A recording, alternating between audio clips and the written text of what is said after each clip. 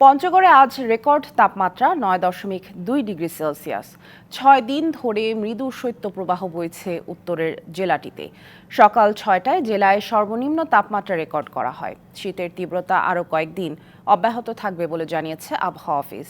শীতে ডায়রিয়া, শ্বাসকষ্ট সহ শীতজনিত নানা রোগে আক্রান্ত হচ্ছে বয়স্ক ও শিশুরা।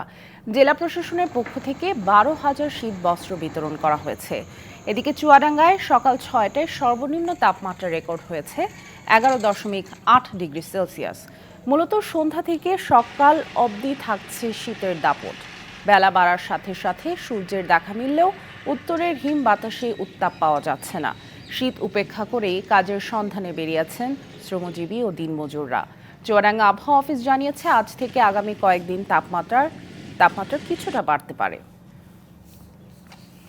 মাঠের অলরাউন্ডার আমি, আর ঘরের allrounder Tylox. Tylox toilet cleaner, clean মানেই টাইলক্স। আরও জানাতে সরাসরি যুক্ত হচ্ছেন আমাদের সহকর্মী আবু সালেহ মোহাম্মদ রায়হান। রায়হান, শীতে জনজীবনে কেমন প্রভাব পড়েছে জানাবেন বিস্তারিত। জি, আপনি জানেন যে উত্তর জেলা পঞ্চগড়ে কিন্তু বরাবরের মতোই শীতের দাপট থাকে। তবে এবার পৌষের শুরুতে কিন্তু আমরা কিছুটা ব্যতিক্রম লক্ষ্য করছি।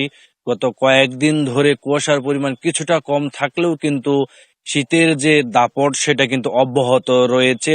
তাপমাত্রা 9.0 থেকে 9.45-এর মধ্যেই কিন্তু ওঠানামা করছে দিনের সকালবেলা যে সর্বনিম্ন তাপমাত্রা সেটি।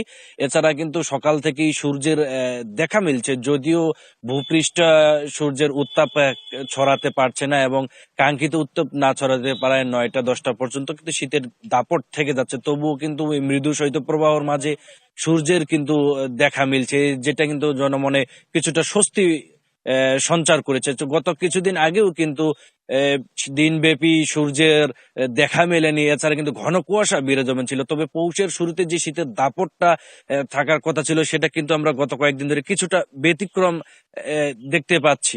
তো এইবারের শীতের এই আবহাওয়া আসলে কিছুটা লক্ষ্য করা যাচ্ছে। তো জেলা প্রশাসনের পক্ষ থেকে এখন পর্যন্ত কিন্তু প্রায় 12,000-এর বেশি শীতবস্ত্র বিতরণ করা হয়েছে। এছাড়া শীতবস্ত্র কেনার জন্য প্রায় 15 লক্ষ টাকার মতো সরকারের পক্ষ থেকে বরাদ্দ পাওয়া গেছে। সেগুলো কিন্তু পর্যায়ক্রমে বিতরণ করা হচ্ছে।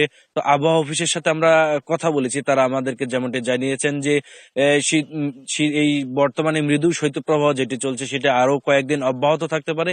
তবে দুপুরের পর থেকে যদিও সূর্যের উত্তাপ থাকছে, কিন্তু বিকেলের পরে কিন্তু সূর্যের দাপট তেমনটা আর থাকে না। সন্ধ্যার পর থেকেই সারা রাত জুড়েই শীতের তীব্রতা আমরা লক্ষ্য করি। তো আবহাওয়া অফিস বলছে আরো কয়েকদিন পরে শীতের তীব্রতাটা আরো অনেকটা বাড়বে এবং পৌষের যে দাপট সেই দাপট কিন্তু দেখতে পাবে জেলাবাসী। তো এই ছিল আমার কাছে শীতের সর্বশেষ খবর।